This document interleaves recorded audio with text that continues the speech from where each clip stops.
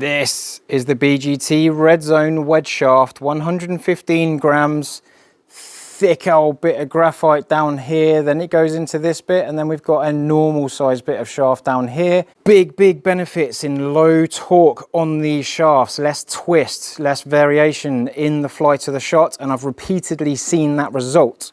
However, Axiom is one of the best shafts on the market for reduced twist. A different weave in the bottom of this graphite shaft makes it more stable and less twisty, but I would like to see who did it better.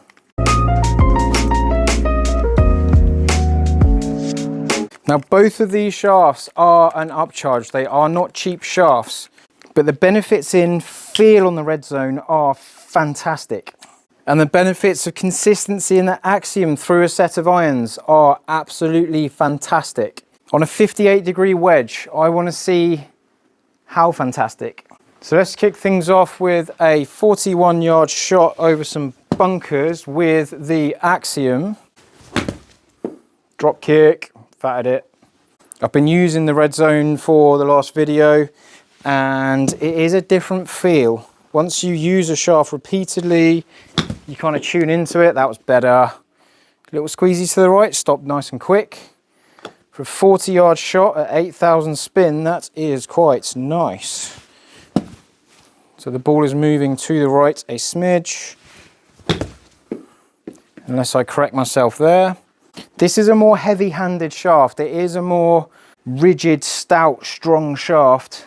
The Red Zone has a bit more feel and a bit more finesse, which is why I'm doing a 40-yard shot over a bunker. If I had this shaft in my wedge, in my golf bag, I would get used to it very quickly. Stops nice and quick. While I'm going from shaft to shaft, they're almost different ends of the spectrum, because you've got the Red Zone up here not moving much because there's a much more stout part of the shaft up here. And then you've got the Velocor tip technology, so you've got all the stiffness in this end of the shaft, which is certainly a difference. Crispy. It's definitely flying that little bit further, but it's stopping nicely. So the swing that I tuned into with the Red Zone, oh, that was lazy. One bad shot. I'm not striking this as clean. So let me use these next 5 shots where I feel the strike. I have to consciously change, like I say, each shaft is a different end of the spectrum in terms of feel. Yeah. So I'm not trying to change the yardage, I'm just trying to feel the swing, let it strike. 3, 4, 5, all good strikes. They're past the target. I feel like this launches a bit more, it doesn't come up as easily, it's a much lower feeling shot. But I've got a nice group in there apart from a couple of mishits. Let's go Red Zone. And then we take the head off, which is a demo head, and we put the 115 shaft on the same head. You can't buy these to click in and out, it's just for fitting purposes, which is ideal because we know there's no discrepancy here. Same golf ball, same feeling shot. Again, I've like hit that heavy because it's so different. This is much easier. Now the Red Zone is dictated by weight, so you've got 115 and 130. It doesn't have a flex. So I've chosen the 115 because it's the closest to the 105 stiff in the Axiom. I didn't want to go too far away from the weight of the Axiom. There we go. I've got to feel a different feel. Just going to let these go past the pin. Comes off the face nice. Apart from that one. Get in the hole. Oh, that didn't deserve to go in, I thinned it. Gets up there, same area. It'd be nice to see what the difference is in spin between these. I'm striking them all quite nicely. So I've suddenly got a bit more variance in this shaft after I've come from the Axiom. If I just use this shaft for a little while and tune into it, it's quite nice because it's just different. You just have to adjust to it. So there are some scrappy shots to take out. Pretty much just that one shot in the red zone. And then carry wise, I've got one shot that I don't like in the Axiom. So one apiece taken out. Got 45 carry and 49 carry. So I have lost the sound here, but I've got a lower peak height on the Axiom, a higher peak height on the red zone. I've also got more ball speed out of the red zone. It's got a bit more activity in the tip. Spin very similar between the two. And then a little bit more yardage out of the red zone just because of that extra bit of speed there. All right, let's get some full shots in here. I tend to find these are more consistent because I'm committing to the shot more. On a partial shot, it's easier to vary, generally speaking. This is just a full shot with the red zone 115. First time I've missed the green with the red zone shaft. There we go.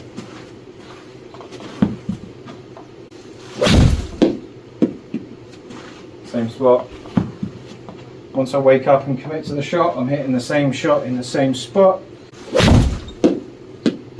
Same spot again. One more in the same spot and I'll be very happy indeed. The consistency of the data. Yep. 4 identical shots. That's a very good group to compare with.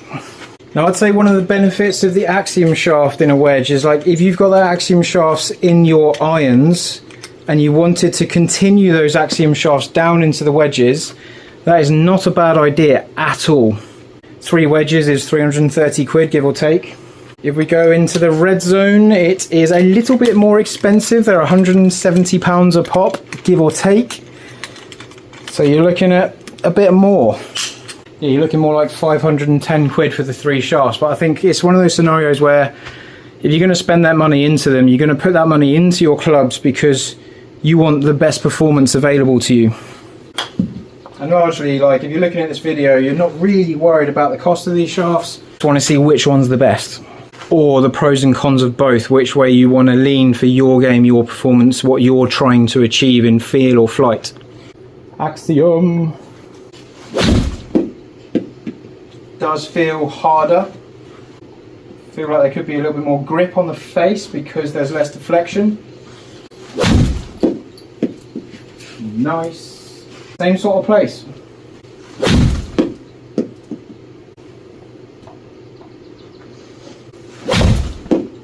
It doesn't feel so different on a full swing.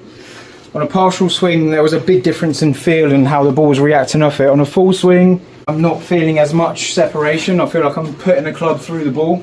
In the red zone, in the 130 shaft, there is definitely a difference in the wobble feeling on the shot. Not detrimental to the performance of it, almost additional. Same spot. Nice. Same spot again.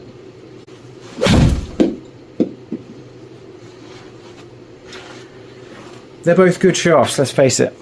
So in the red zone, the peak height 94 feet and the Axiom 83 feet. Massive difference in the highest point the ball reaches. If you launch your ball too low and you need to get more height, the red zone is going to help. If you launch it too high and you want to flight it down, Axiom is definitely going to help between these 2 shafts. If you play on a windy golf course, that Axiom is very, very beneficial because we're getting the same result, 102 with 2 variants against 101 with 2 variants. That's not too dissimilar. It's that height difference so far that is a big change. And again, I did nothing different in my swing feeling wise. I just swung through the ball and the shaft gives me that result. I've got consistently with the red zone shaft, I've got a bit more ball speed, I've got a bit more rebound off the face, a bit more launch off it, and it's popping up a little bit higher. I'll look at the spin in a second.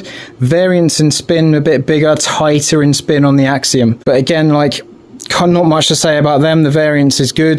Dispersion wise, the tightest ring is the Axiom. The Axiom has less variance. The red zone just has that little bit more spread. So first biggest difference I've seen between 2 shafts out of the 2 weights in the Axiom on my other video, if you want to go and see that. And then here, this is I'm seeing tighter with Axiom, but it is a very different feel.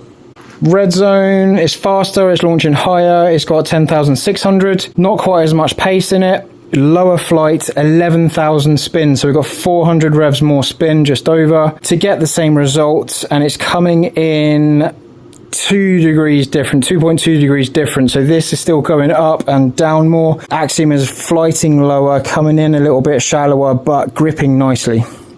And I've also got a little bit more draw spin on average with the Red Zone, and then way less draw spin on the Axiom because it isn't letting the club face shut down as much, which is cool.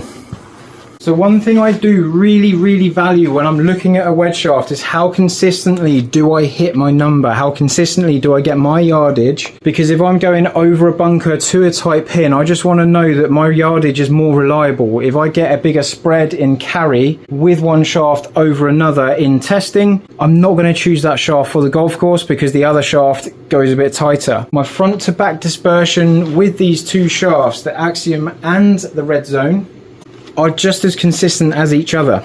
Personally, I prefer the Axiom's lower flight.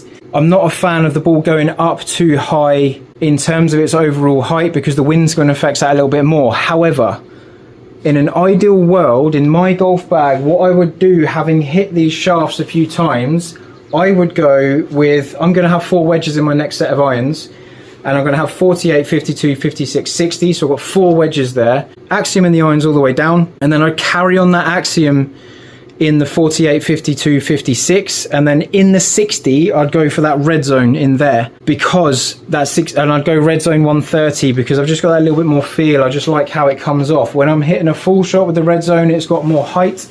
I rarely hit a full shot with my highest lofted wedge.